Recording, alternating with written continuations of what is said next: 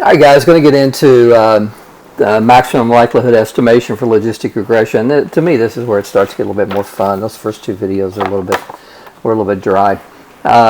Maybe the content is really good. Maybe I'm just dry. But so what I want you to think about here is when we one method that we used to, I think I demonstrated maybe back in week lesson number 1 or 2 or something, is least squares approach for calculating the estimates for the beta coefficients. It works differently for logistic regression, and that's the purpose of this video. So just as with simple linear regression, where with simple linear regression we used again least squares, we'll use maximum likelihood estimation for parameter estimation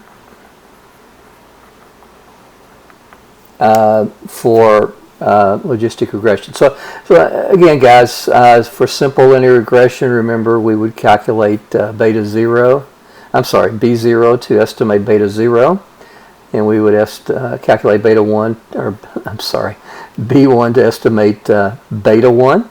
So again, this is the values that would represent the entire population, and these of course are sample estimates. So we're going to do exactly the same thing as we would in simple linear regression.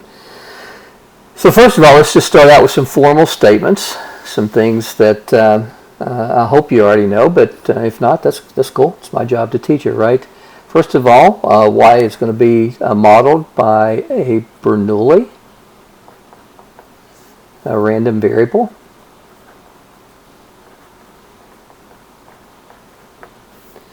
The expected value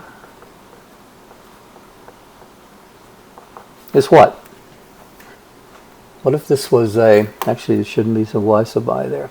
Expected value of y, is because we're making more general statements here, is what? What would you put there? If this was a test, what would you put? Hopefully you would put pi.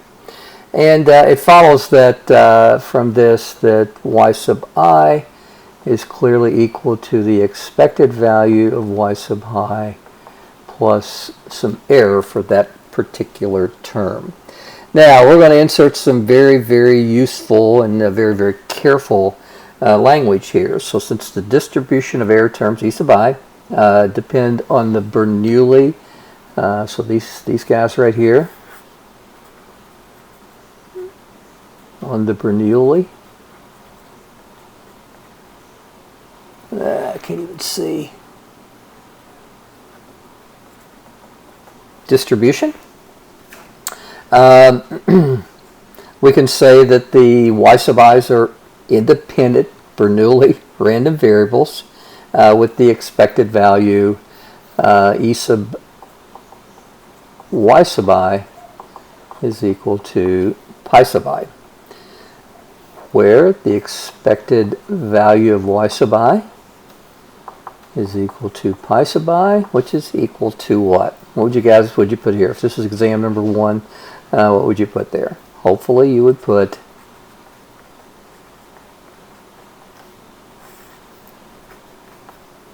have you noticed that maybe this is pretty important? Yeah, it kind of turns out that it kind of is pretty important. All right, let me paper all set up here. All right, so the likelihood function. Now let's review. We did a lot with MLEs back in 5500, and if you think about it, what we did was we state our probability density or mass function. The second thing we would do we'd state the likelihood function. We typically take the log of the likelihood function, find the derivative, so it equals 0, find the maximum value, right? There's a reason that we went through all that madness back in 5500, because I knew that it would come ultimately to this point to where we needed to be pretty good at that stuff. So we can say that just again start out the likelihood function.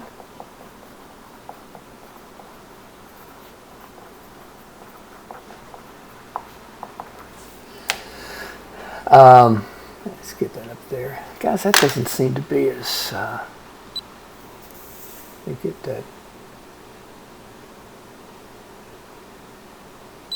Alright, maybe that makes it better. Again, I'm not real happy with my setup here, but got to do the best you can do, right? So again, we're saying that each y sub I observation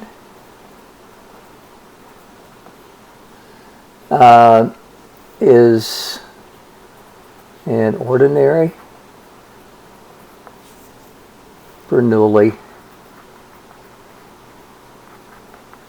random variable, where the probability that y sub I is equal to 1 is equal to pi sub I, and the probability that y sub I is equal to 0 is 1 minus pi sub I.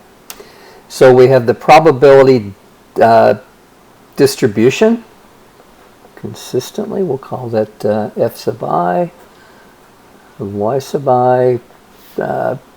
Those of you who have had probability with Dr. Whitaker, you should know this one. It's one of the easier ones.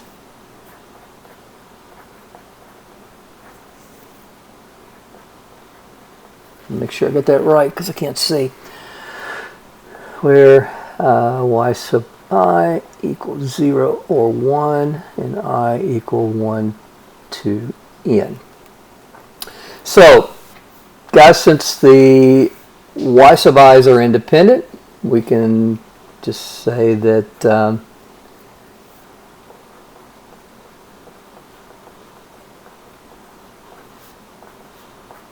we can take the product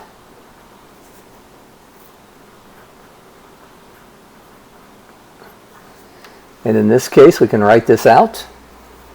So pi sub 1 y sub 1 times 1 minus pi sub 1 times 1 minus y sub 1 times pi sub 2 y sub 2 y sub 2 1 minus y sub 2. Easy stuff if you could see, I tell you. And then we'll have pi sub n. What we got going on here? Y sub n 1 minus pi sub n 1 minus y sub n. So guys, clearly we can make this. Now don't confuse that pi with this pi. This is actually saying that we're taking the product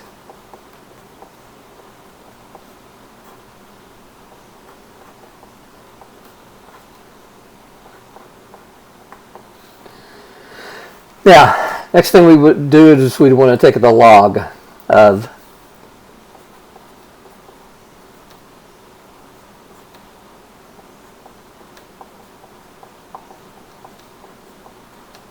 Now, what's that going to look like? Well, in the simplest form, we'll take the log. We should clarify here, log base e of the product, just this stuff.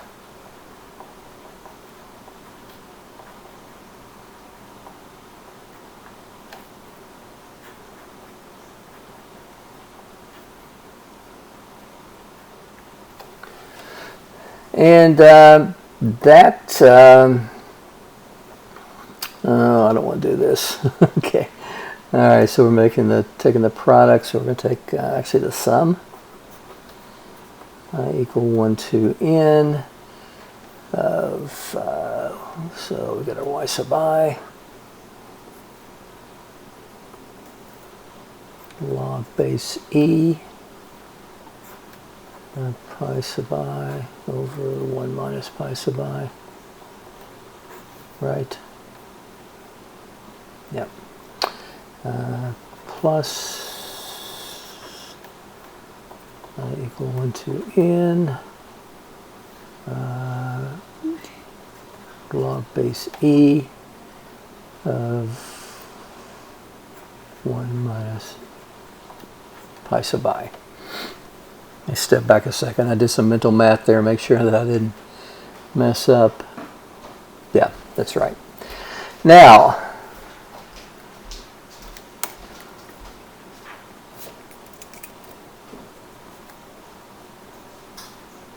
since the expected value of y sub I is equal to pi sub I. Get another sheet of paper here.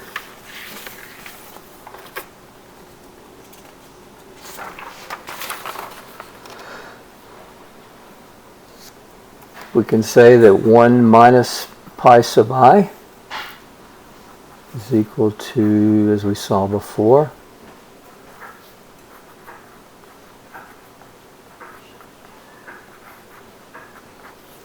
inverse.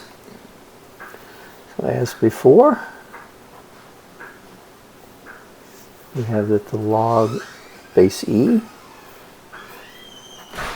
of pi sub I over 1 minus pi sub I is equal to, just as we would expect,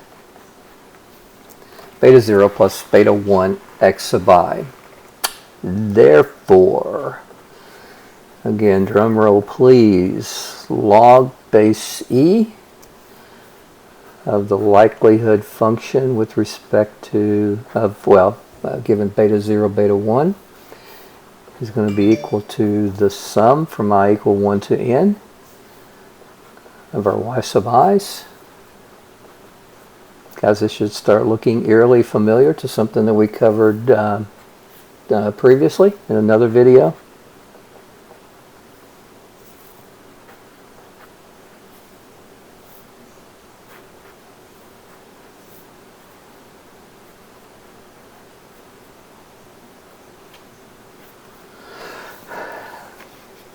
So guys, there we have it.